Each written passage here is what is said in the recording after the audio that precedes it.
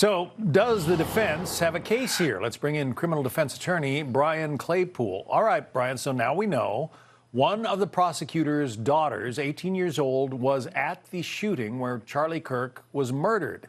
Does that mean that the prosecutor's office cannot handle this case?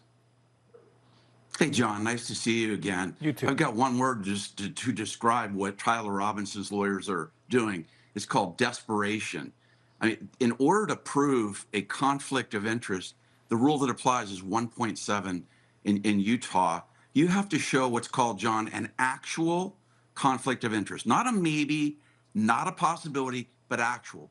What does that mean? I'll give you a couple examples. That's where a prosecutor previously represented, for example, Tyler Robinson in a criminal case or a civil case. Another example might be what you saw happen, remember, with Fani Willis in Atlanta, where one of the prosecutors has a financial stake in the outcome of this proceeding. Those are a couple of examples.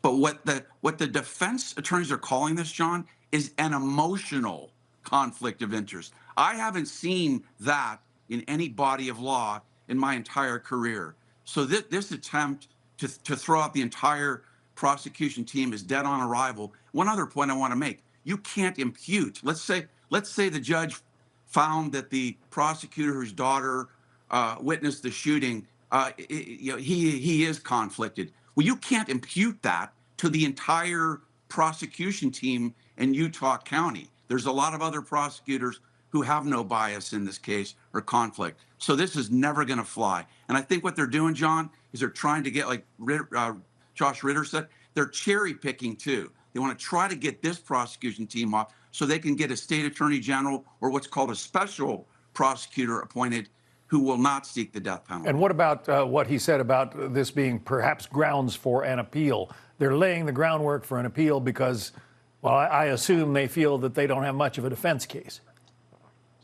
Yeah, exactly, John. I think that is the case. But look, any good lawyer's going to do that. That's why yesterday they threw the kitchen sink out, right? They're like, oh, we've got to have the state attorney general represent the Utah County Prosecutor's office. There's no case law in Utah to support that proposition. But that's just one other nail in the wood that they're trying to carve in to try to help with an appeal. That's why, for example, John, they don't want cameras in the courtroom. Oh, that's going to prejudice Tyler Robinson. They're going to appeal that because I think this judge is going to allow cameras. And speaking of that real quick, too, I find it kind of offensive that, that the lawyers for Tyler Robinson, oh, we don't want cameras in the courtroom. It's prejudice.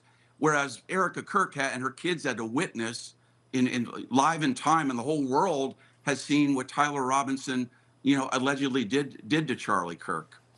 One of the interesting things that's transpired in recent days in this case is that the suspect's roommate was under FBI protection, had a team of FBI agents trailing him 24/7, apparently.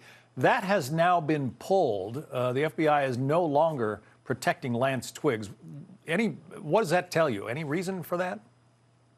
Yeah, that's a great question, John.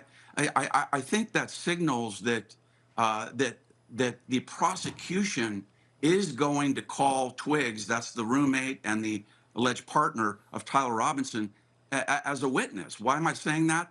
Because if this case is going to trial, John, and I'm the prosecutor, I don't want the defense lawyers, for example, getting up and cross-examining detectives, secret security, and saying, hey, you've been providing protection for months to Twiggs. What's that about? Are you trying to hearken positive testimony from Twiggs in return for protecting Twiggs? So it gives the optics that the prosecutors are allegedly in bed with Twiggs to get good testimony.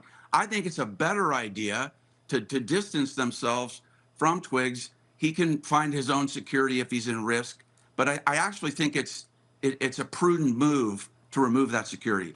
All right. But in short, you don't think that Tyler Robinson's attorneys are going to win this argument that the prosecution team needs to be thrown out?